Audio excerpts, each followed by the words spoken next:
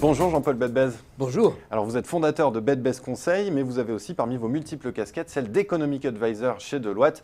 Deloitte pour lequel vous avez travaillé sur ce petit livre, Feuille de route pour un monde nouveau. Alors en quelques mots, à quoi ressemble ce nouveau monde que vous décrivez dans le livre ? Eh bien, c'est un monde qui est vraiment en train de changer. Et dans le livre, je ne sais pas le décrire, ce n'est pas un manuel de la nouvelle entreprise. Ce qui se passe, c'est que chapitre par chapitre, finances, ressources humaines, écologie, des choses bougent. Et donc j'ai essayé, en discutant avec les experts de chez Deloitte, de voir comment, peu à peu, pas à pas, des choses bougent. Et en disant, vous êtes dans une boîte, vous vous occupez de finances, voilà ce qui peut bouger chez vous. Vous vous occupez de ressources humaines, voilà ce qui peut bouger chez vous. Alors quand vous regardez tous ces chapitres, voilà ce qui peut et va bouger chez vous. Mais bon Dieu, ça bouge. Alors vous dites néanmoins que la solution, elle passe toujours par le client, mais que celui-ci a beaucoup changé. Alors quel est le changement principal ? Est-ce le fait qu'il soit surinformé aujourd'hui ? Le fait qu'il est très informé et il sait qu'il est informé et il va chercher ces informations. La nouveauté, si vous voulez, c'est que le client, on peut toujours dire qu'il est manipulé, aliéné, etc. Ça nous renvoie aux années 60. Maintenant, il est vraiment pas bête. Hein. Et maintenant, il a... En particulier, s'il est jeune et un petit peu branché, il sait où aller, où avoir des informations, comparer les prix, regarder les notices. Et quand il arrive chez le fournisseur, il en sait au moins autant que lui. Donc il est plus exigeant. Donc il est beaucoup plus exigeant parce qu'il est beaucoup plus informé et d'une certaine manière moins naïf. Et ça veut dire, ça c'est bien, hein, du point de vue concurrentiel, c'est bien du point de vue de l'économie en général. Ça veut dire qu'il faut que tout le monde fasse des progrès. La course à la concurrence, elle passe par l'information et elle passera par l'information. Alors justement, comment changer les mentalités dans l'entreprise ? Comment former les managers qui sont déjà en place, par exemple au fait que le vendeur, aujourd'hui, le métier de vendeur se revalorise puisqu'il fait face à un client exigeant et surinformé ? Ça veut dire que d'abord, il faut former les chefs. Hein. Fondamentalement, tout change. Bon, et cette révolution est une révolution de l'information. Alors, si vous avez 20 ans, c'est très bien. Si vous avez 30 ans, c'est plus ennuyeux. Si vous en avez 50, c'est plus compliqué. Ça veut dire que, et si vous en avez un peu plus, c'est encore... Voilà. Ça veut dire que chacun doit faire un effort d'information lui-même et en liaison avec les équipes. Ce qui est intéressant, c'est qu'il faut écouter les gens qui savent. Et donc, dire, écoutez, dites-moi, expliquez-moi ce qui se passe, parce que moi, j'ai mon expérience avec mon âge, mes relations, mon histoire, etc. Mais vous avez, au fond, l'avantage d'une technologie que vous maîtrisez. Pour vous, c'est évident. Pour moi, ça l'est pas.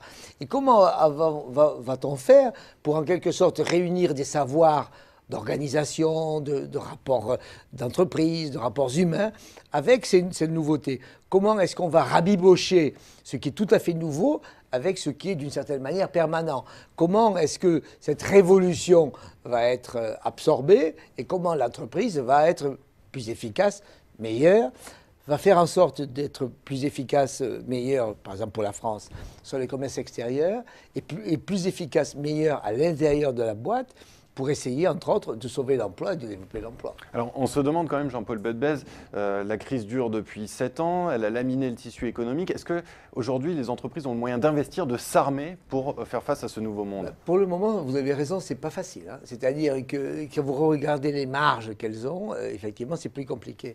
C'est pour ça que dans le bouquin, je me dis, bon, c'est vrai que les marges sont serrées, mais il faut trouver les endroits où agir. Et pour moi, l'endroit où agir, c'est l'information et la formation qui est liée avec. Et d'une certaine manière, la façon d'informer et d'informatiser ou de digitaliser l'économie, l'entreprise et les gens dedans, c'est une façon en quelque sorte de faire évoluer l'ensemble de la cohorte. Donc l'axe d'investissement, c'est justement l'axe d'information et de formation, en liaison avec les ressources humaines, etc. On en prend, quel qu'il soit, on en prend un et on tire ensuite la pelote en disant les sous nouveaux, l'investissement nouveau, quel qu'il soit, c'est de l'information et de la formation ensemble. Alors la France, elle a des atouts dans le numérique. Je pense notamment aux jeunes entreprises innovantes, à nos pépites, à nos startups. Le problème, c'est qu'elles n'arrivent pas à grandir et à passer au stade industriel. Alors comment les y aider ? Comment surmonter les obstacles à leur croissance ? Là, on a un énorme problème. C'est-à-dire que, grosso modo, la crise actuelle et la révolution actuelle, les deux étant liés, font que vous avez des innovations fantastiques qui arrivent et qu'en quelques années, vous avez des gens qui deviennent étonnants.